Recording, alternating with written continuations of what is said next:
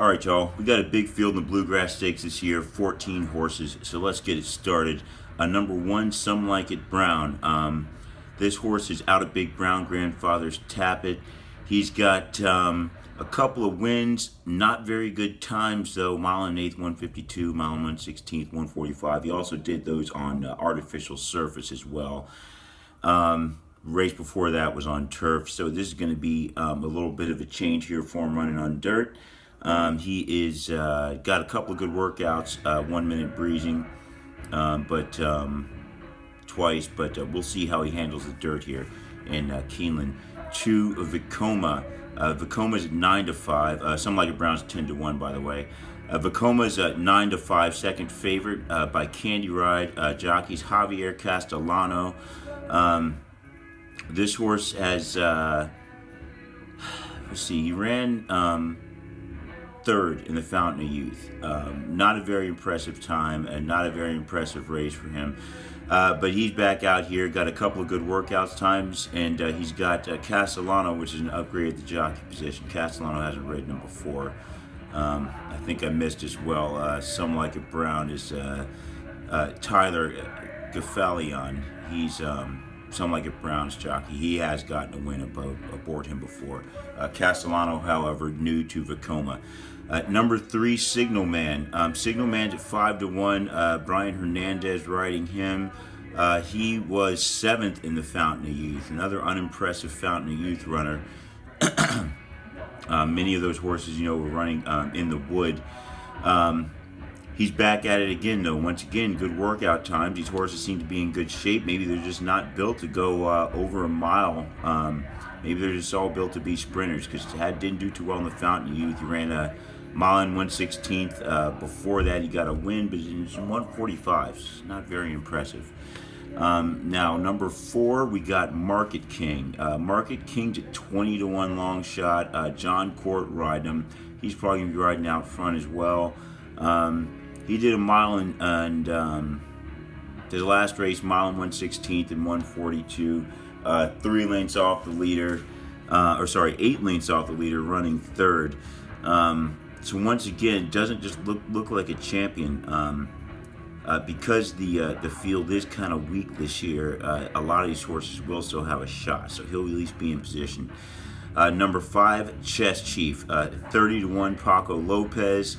No big surprise. He's got a win in mile and 1/16th. Time was very slow, 146. So maybe he can get it done. He's got some good workout times. Lopez has never ridden him before. Another downside, a lot of these horses, jockeys, are not choosing to stick with them, and so they had to bring in other guys to ride them because they liked other horses to ride today, since it's three big stakes races all going on in different parts of the country. So that's Chess Chief. Don't count him out. It's just his last win. Was only by half a length at 146. It's not very impressive. Number six, Dream Maker. Dream Maker out of Tap It. Grandfather's Monarchos. He's got Florent Garreau as his jockey. He's ridden him before. Now he's at 12-1. Not bad looking. However, in the Tampa Bay Derby, he just got smoked. Now that race was very fast paced. He didn't want any parts of that. He was 8 lengths off the leader, running 10th. Before that, he wanted a mile and 1/16th and 144, so not a very impressive time there. He does have a great workout time, though, at Churchill Downs. He ran a 46, 4 furlong breezing out of the gate. He also had a 48 4 furlong before that. So he's looking like he's in shape, but once again, like the rest of these horses, maybe they're just not able to go this distance. Next, we've got Admire. Admire, ridden by Robbie Alvarado. He's at 5-1. That's the number 7 horse. At a mile and 1/16th, Tampa Bay Derby, once again, he was 7th, 4 lengths off that leader. Not too bad, but because it was such a fast pace and more talented horses, he wasn't able to keep up. He was 5th in the Withers, unimpressive race. So once again, he's got an okay workout time at 101 breezing his last workout, but nothing to write home about on Admire here, at 15-1. Alvarado has gotten a win aboard him before, and Alvarado knows the track pretty well. So next we're going to go to number 8. Number 8, Win Win Win. Jockey Irad Ortiz Jr. All right, he's a 7-2. Win Win Win had a very good race in the past go. Set the track record, 7 furlongs, 120. He came out in the Tampa Bay Derby once again. Very competitive race down there in Tampa, and he was able to run third. Third, 2 lengths behind the leader or the winner in that one. So Win Win Win is going to be game in this one. You want to keep your eye on him. Ortiz is going to be looking for a win to make up for that third place they got in Tampa. And at 7-2, I think that makes him the third favorite right now. But that's very liable to change for race time. Number 9, Sir Winston. Sir Winston out of Awesome again. Grandfather on his mother's side is a Fleet Alex. So very strong, very well-bred horse. However, just hasn't really shown it on the track. Julian Leperot will be riding him again. He's ridden him before, has never won on him. Last race, once again, Tampa Bay Derby. 4 lengths off that leader, so not too bad, but just wasn't able to keep up with the winners in that one. Now, number 10, Lucky Lee. 20-1 on Lucky Lee. Chris Landeros is riding him, never ridden him before. I don't see too much about this horse here. He was 7th in the Withers. That's way off. The race before that, he won in a mile and 138. Not very impressive there either. I don't think he's going to have what it takes to keep up today. But hey, he likes to stalk the pace, so at least he'll be in a decent position. Next, the 11, So Alive. So Alive out of Super Saver. I don't really see too many Super Saver horses, but this is a Super Saver horse. Mother's father was Street Cry. Decent breeding, so at 15-1, Louise Size will be riding him. This horse is trained by Todd Pletcher. So he's got a good crew and some decent breeding, but don't know if he can keep up. And the SF Davis, 11 lengths off at the mile and 16ths and 142. Before they added a win at a mile and 40 and 141, not very impressive. So I don't know. Maybe this horse is still growing, but he doesn't seem to be in that great a shape right now. He's got a couple of good workouts, 48 furlongs, or 48 seconds and 4, and a minute and 5.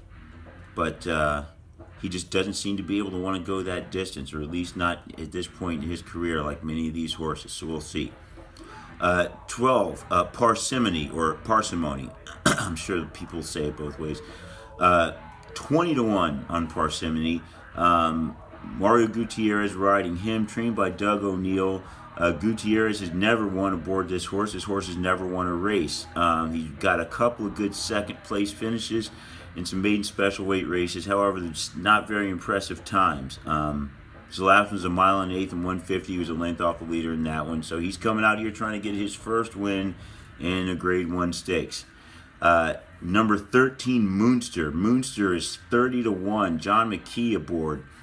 30-1 for a reason. Great breeding, Malibu Moon horse, Unbridled Song on the other side, trained by Dale Romans.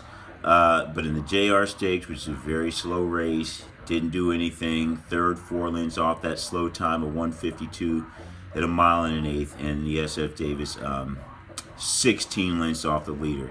So another horse works out well. 46-second breezing, 48-second breezing, but doesn't seem to want to get it done on the track. So maybe he's going to come into form today, but hasn't been able to so far. And the number 14, Aquadini, a Bernardini horse, 30-1 on this one as well. Should stalk the pace, so should be in position, but the horse just once again hasn't been performing too well on the track. Corey Lannery will be riding this horse. He has won aboard him before at a mile and 1/16th, but that was in 146. So crawled around that track. Last race was a mile and 70 and 142.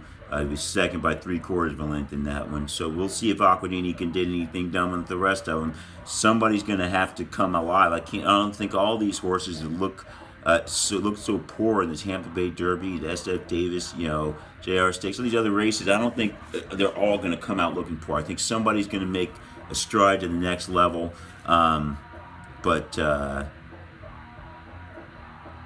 This race does not seem to be as competitive with as good of horses as the Wood so far. So we'll see. Winner goes to the Kentucky Derby regardless.